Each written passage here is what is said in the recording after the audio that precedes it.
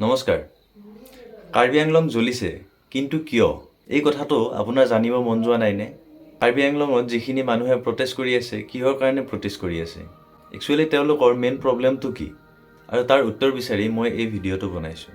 Main কথাটো হ'ল যে আজি কেইদিনমানৰ পৰা আপোনালোকে দেখিছে যে কাৰ্বি পাহাৰত তুলিৰাম ৰংহাঙৰ ঘৰ জ্বলাই দিছে, তাৰপিছত ওচৰৰ পাজৰৰ দোকান বজাৰ এইবিলাক জ্বলাই দিছে। কিন্তু মেইন কাহিনীটো কি আপোনালোকে জানে নে নাজানে মই নাজানো, হয়তো বহুতে নাজানে। প্ৰথমতে আৰম্ভণিৰ পৰা কি হ'ল সেইখিনি মই কৈ আছোঁ আৰু আপোনালোকক। কাৰ্বি আংলঙৰ মানুহে প্ৰটেষ্ট কৰি আছে, কিছুমানে বহুত কেইজন মানুহে হাংগাৰ ষ্ট্ৰাইক কৰিছে। মানুহে ভোকত আছে, তেওঁলোকে ভাত পানী খোৱা নাই আৰু তেনেকৈ তেওঁলোকে প্ৰটেষ্ট কৰিছে। আৰু এই প্ৰটেষ্টটো কিহৰ কাৰণে? প্ৰটেষ্টটোৰ মেইন কাৰণটো হ'ল যে VGR আৰু PGR। চিম্পল ভাষাত যদি আপোনালোকক ক'বলৈ যাওঁ তেনেহ'লে যিবিলাক পশুপালনৰ বাবে ৰিজাৰ্ভ মাটি আছে অসম চৰকাৰৰ আণ্ডাৰত, সেই ৰিজাৰ্ভ মাটিবিলাকৰ বহিৰাগত বা বেলেগ বেদখলকাৰীয়ে তাতে দখল কৰি আছে আৰু সেইকাৰণে তেওঁলোকে প্ৰটেষ্ট কৰিছে। আগৰ পৰা সংবিধানৰ 6 শিডিউলত এইটো নিয়ম আছে যে অকল ইণ্ডিজিনিয়াছ তাৰে যিখিনি কমিউনিটিৰ মানুহ আছে সেইখিনি মানুহেহে কাৰ্বি পাহাৰৰ মাটি ক্ৰয় বিক্ৰয় কৰিব পাৰিব বা তেওঁলোকৰ ৰাইটছটো তেওঁলোকৰ আছে। এতিয়া আপুনি যদি খেৰণীৰ ফালে যায় তাতে আপোনালোকে দেখা পাব বিহাৰী চিহাৰী গোটেই ভৰ্তি হৈ গৈছে সেই জেগাটো। এতিয়া তাৰে লোকেল মানুহখিনিয়ে সেই বিষয়টো কিহৰ কাৰণে একচেপ্ট কৰি ল'ব? এতিয়া আপুনি কওক যে আপোনাৰ ঘৰৰ ওচৰত যদি এনেকুৱা কিবা প্ৰব্লেম হয়, আপোনাৰ ঘৰৰ ওচৰত আপোনাৰ চাকৰি, আপোনাৰ বাকৰি চব যদি বেলেগে আহি যদি তাত কাম কৰে, আপুনি এখন দোকান দি কেনে খাই আছে, যদি বেলেগ বাহিৰৰ বিহাৰী এটা আহি তাতে খাব আহি দোকান দি, তেতিয়াহ'লে আপোনালোকৰ নিশ্চয় এফেক্ট হ'ব। আগতে তেওঁলোকৰ ইমান এটা প্ৰব্লেম নাছিল যে দুজন এজন মানুহ আহে তাতে থাকিবলৈ দিয়ে, সেনেকুৱা একো এটা ডাঙৰ প্ৰব্লেম নাছিলে। কিন্তু যেতিয়া এই বস্তুটো লাৰ্জ স্কেলত হ'বলৈ ধৰিলে, একদম বেছিকৈ মানুহ অহা হ'ল, গোটেই বিহাৰী দি বহুকেইখন গাঁও বোলে তাতে ভৰি গৈছে। গতিকে এনেকুৱা হ'লে কেনেকৈ চলিব? গতিকে সেই বিষয়টো লৈ তেওঁলোকে তাত প্ৰটেষ্ট কৰি আছিলে, হাংগাৰ ষ্ট্ৰাইক কৰিলে। তাৰপিছত কি কৰিলে যে পুলিচে ৰাতি তেওঁলোকক 3টামান বজাত বুলি কোৱা শুনিছোঁ GMCলৈ লৈ গ'ল।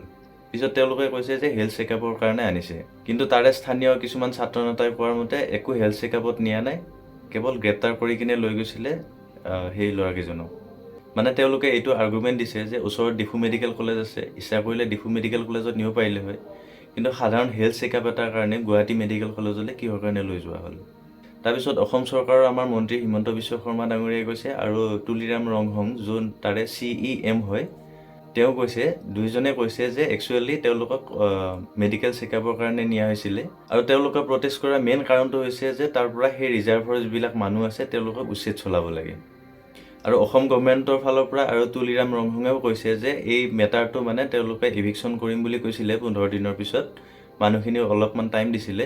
তাৰপিছত সেই মানুহখিনিয়ে তাৰে কোনোবাই হাইকোৰ্টত PIL দিছে আৰু সেই মেটাৰটো হাইকোৰ্টৰ আণ্ডাৰত আছে বৰ্তমান। গতিকে আমাৰ চৰকাৰৰ ফালৰ পৰা কোৱা মতে সেই বিষয়টো তেওঁলোকে কোৰ্টৰ অধীনত থকাৰ বাবে তেওঁলোকে ইভিকশ্যনটো কৰিব পৰা নাই, নহ'লে কৰিলে হয়। তাৰ মাজতে অসম চৰকাৰে আৰু এটা ৰুল আনিছে, এই যে মিছন বসুন্ধৰা বুলি যে আনিলে মাজতে, যিখিনি মাটি নোহোৱা ইণ্ডিজিনিয়াছ মানুহ আছে তেওঁলোকক এই ৰিজাৰ্ভ ফৰেষ্টবিলাকত তাতে ক'ৰবাত মাটি দিয়াৰ কাৰণে অলপমান হেৰি কৰিছে যিবিলাক মানুহৰ মাটি নাই, খিলঞ্জীয়া মানুহৰ, তেওঁলোকক তাতে মাটি দিব বুলি কেনে চৰকাৰে সেই মিছন বসুন্ধৰাত কৈছে। এতিয়া তাৰে কাৰ্বি বা ডিমাছাৰ যিখিনি মানুহ আছে, লোকেল মানুহ পাহাৰীয়া মানুহ যিখিনি আছে, তেওঁলোকৰ কথাটো হ'ল কি যে অলৰেডি 6 শিডিউলত যিহেতু লিখাই আছে যে তাৰে ইণ্ডিজিনিয়াছ কমিউনিটিৰ বাহিৰে তাতে বেলেগ কোনেও মাটি চাটি ল'ব নোৱাৰে, তাৰ পিছতো কিহৰ কাৰণে বিহাৰী বঙালী এইবিলাকক আনি কেনে তাতে সংস্থাপন দি আছে? সংস্থাপন দিয়া ইন দ্য চেন্স তেওঁলোকে মাটি দখল কৰি আছে বা তেওঁলোকক উচ্ছেদ কিহৰ কাৰণে কৰা নাই? এতিয়া দুই চাইডৰ পৰা এইটো লাগি আছে। এতিয়া বৰ্তমান সেই খেৰণী অঞ্চলৰ এইটো চাইডে সান্ধ্য আইন জাৰি কৰাই আছে, ৰাতি 10টাৰ পৰা 5টা বজালৈ চাগে কোনো বাহিৰত ওলাব নোৱাৰে, কিবা এনেকুৱা ধৰণৰ নিয়ম চিয়ম দিছে আৰু। আশা কৰোঁ আপোনালোকৰ এই ইনফৰমেশ্যনখিনি ভাল লাগিছে। যদি ভিডিঅ'টো ভাল লাগে তেনেহ'লে লাইক, কমেণ্ট আৰু শ্বেয়াৰ কৰিব। ধন্যবাদ।